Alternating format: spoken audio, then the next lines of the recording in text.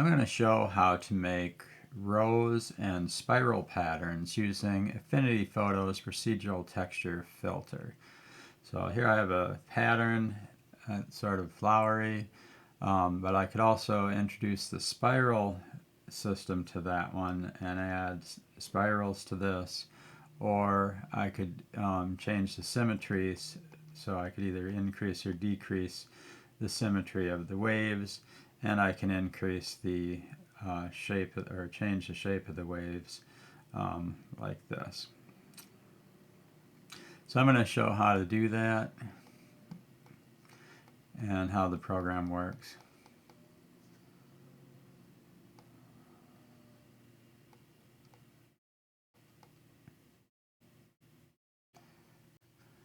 First of all, I'm going to go to a simpler one, and let's look at this one. So I have this first factor controls the scaling, so I can zoom in and out.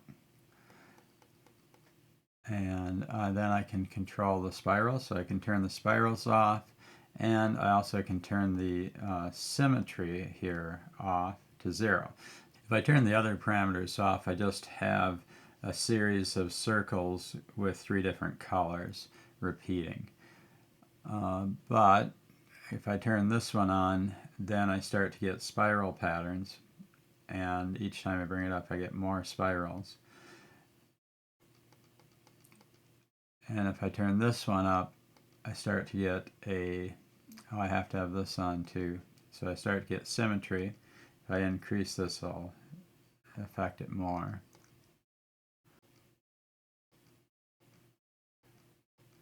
Like that. Now I have the S curve. I'm applying an S curve to this.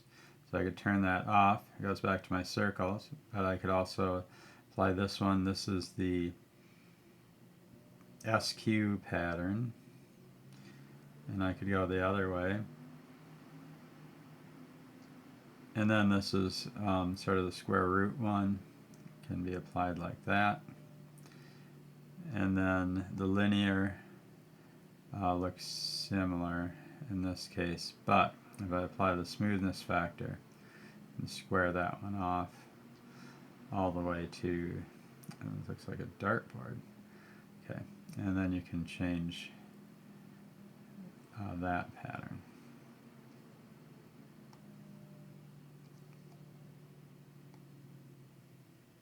Like that.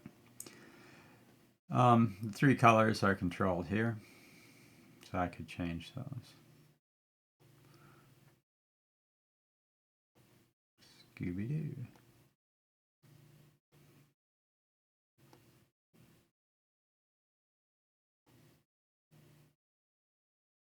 And then the amount of overlap is controlled with these 2 edges, so you could have them overlap or have a gap between them, like that.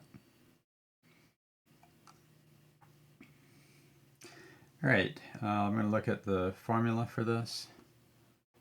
The equation, I call it a spiral rows because these are sort of like rose curves, and then I have the spiral. So start at the top here. I've got my 3 different color vectors, and then I've got a x and y coordinates that I've scaled, and then I have a theta, which is arctangent 2 of ry comma rx divided by 180, because I'm going to use it with an oscillator instead of just a sine curve.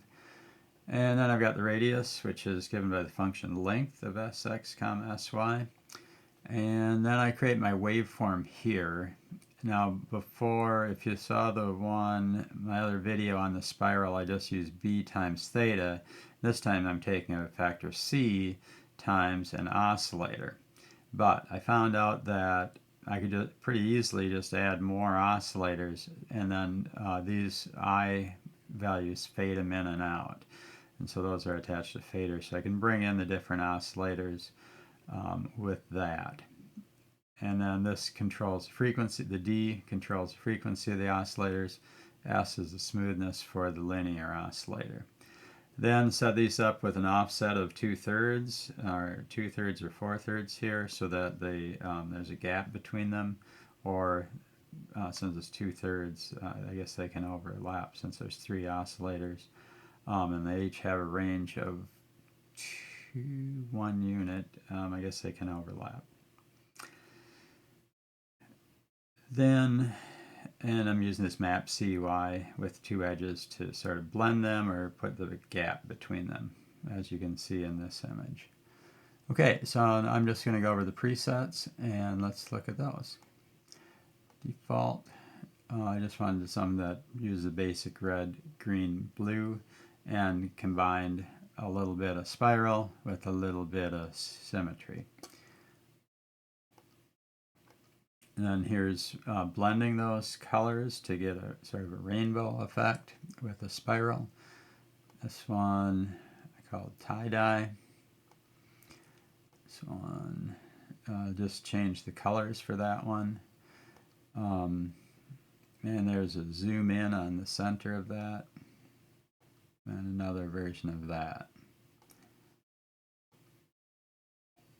There's sort of a mandala type image, I guess. And then this just mixes that together. There's my flowers again, and then a mix of those.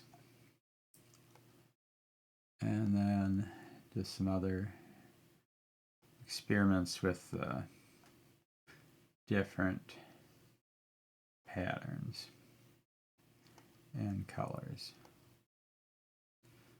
The Halloween one, and then a mix of that.